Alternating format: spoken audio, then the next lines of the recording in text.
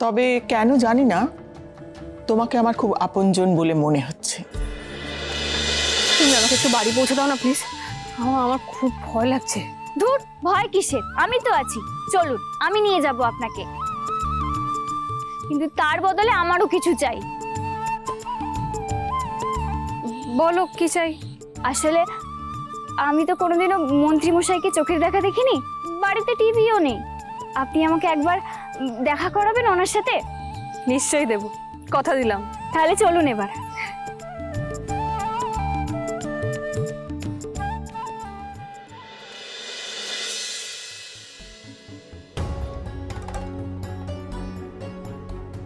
Shaon madam কোথায় চলে গেলেন? এতবার করে ফোন করছি, ফোনও লাগছে না। এত রাতে তো উনি নিশ্চয়ই বাড়ির বাইরে যাবেন না, তাহলে গেলেনটা কোথায়? আমি এবার বাড়ির ভেতরটা গিয়ে দেখি।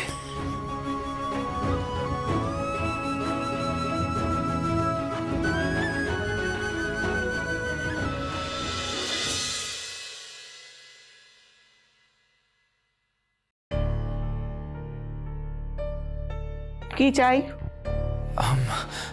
না না বড় মা, কিচ্ছু চাই না। আসলে এত বড় জায়গা, এতগুলো ঘর তো আমি না বুঝতে পেরে আপনার ঘরে চলে এসেছি। সরি। দাঁড়াও,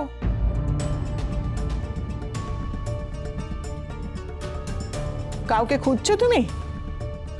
হ্যাঁ, আসলে আমি শাওন ম্যাডামকে খুঁজতে খুঁজতে আপনার এই ঘরে চলে এসেছিলাম। শাওনকে কেন খুঁজছো? বড় মা, আসলে আমার কিছু দরকারি কথা ওনাকে বলার ছিল। ক্ষমা করে দেবেন, আমি এই সময় আপনাকে বিরক্ত করতে চাইনি। আমি একদম ভুলে গেছিলাম বড় মা যে এদিকে আপনারই ঘর। ক্ষমা করে দেবেন বড় মা, আমি আসছি। আমার তোমার সঙ্গে কিছু কথা বলার আছে।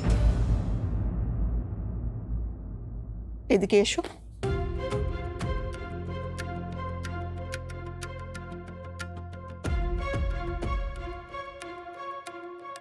শুভজিৎ, তুমি তো বীরেন্দ্রর সঙ্গে কাজ করো, ওর বাড়িতে হয়তো রোজই যাতায়াত করো। তাহলে একটা কথা সত্যি করে বলো তো, শাওন ওখানে ভালো আছে তো? বড় মা হঠাৎ আমাকে এসব জিজ্ঞেস করছেন কেন? শাওন ম্যাডাম যে বললেন ওনার সাথে বড় মা ভালোভাবে কথা বলেননি, তাহলে এইভাবে আমাকে এই প্রশ্ন করা। আমার প্রশ্নের উত্তর দাও, শাওন ভালো আছে তো? হ্যাঁ বড় মা, শাওন ম্যাডাম সত্যি খুব ভালো আছেন। আসলে উনি তো বরাবরই বেশ ছেলে মানুষ, খুব সাদাসিধে মনের মানুষ।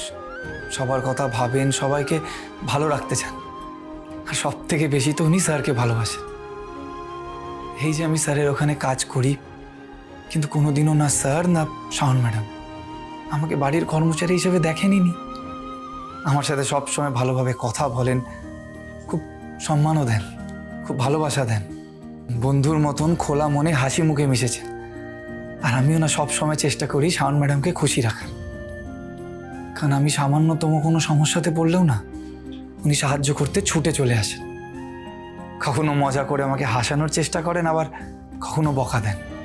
ওনার হাসিটা না খুব ছোঁয়াচে বড় মা, তাই ওনার সামনে কেউ বেশিক্ষণ মন খারাপ করে থাকতেই পারে না। উনি এতটাই প্রাণবন্ত যে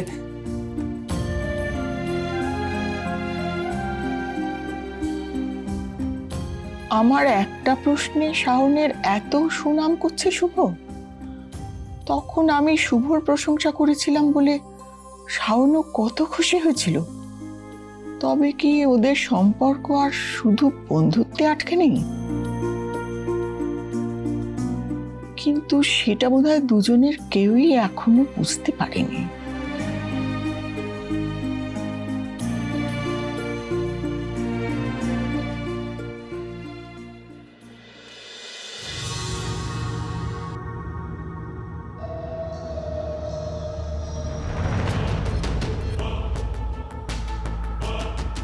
এতদিন এতটা সময় ধরে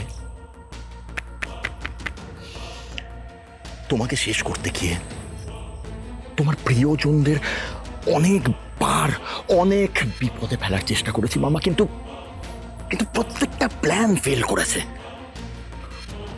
আর না, আর কোনোভাবেই না।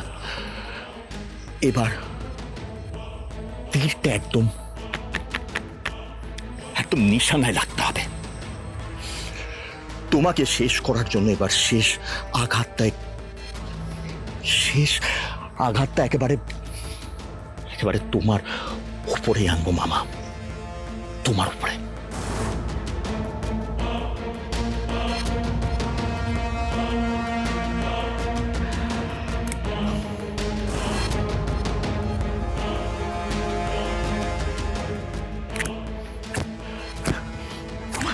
তোমাকে একবার শেষ করে দিই মামা, একবার তোমাকে শেষ করে দিই, তারপর ভালো মাকে কিভাবে নিজের ইশারায় ওঠাবো আর বসাবো সেটা আমি খুব ভালো করে জানি।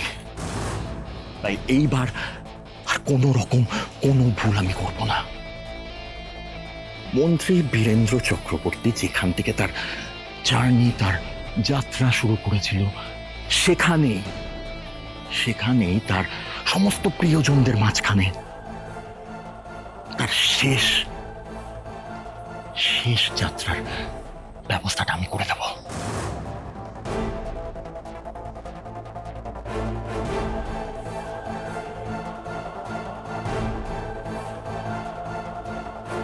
ছবি পাঠিয়ে দিয়েছি, শুধুমাত্র একটা বুলেট, পুরো কাজটা যেন একটা বুলেটে শেষ হয়ে যায়। I want spot death. Okay? Shaon ম্যাডামের না সাদা মনে কোনো কাদা নেই, এই জন্য তো উনি সরলভাবে সবাইকে বিশ্বাস। বড় মা, আপনি কি কিছু ভাবছেন? না না, তেমন কিছু না, তুমি এখন যাও। আচ্ছা।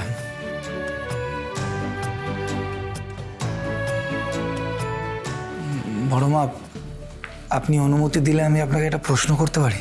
কি প্রশ্ন? এটাই যে আপনার হঠাৎ এরকম কেন মনে হলো যে শাওন ম্যাডাম খুশি নেই? জানো শুভ, বহু বছর বাদে এই প্রথম আমার ঘরে দাঁড়িয়ে কেউ আমাকে সোজাসুজি এইভাবে প্রশ্ন করলো। আমাকে ক্ষমা করে দেবেন বড় মা, আমি অত ভেবে চিন্তে প্রশ্নটা করিনি। আমি জানি বড় মা, আপনার মুখের উপর প্রশ্ন করার ধৃষ্টতাই আমার নেই। আমার ভুল হয়ে গেছে বড় মা, সরি, আমি আসলাম। আমি তো তোমাকে যেতে বলিনি। যে প্রশ্নটা করলে তার উত্তরটা শুনে যাও শুভ।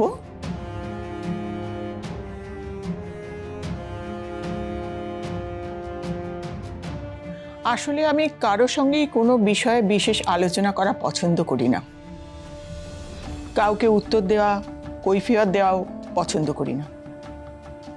তবে কেন জানি না, তোমাকে আমার খুব আপনজন বলে মনে হচ্ছে।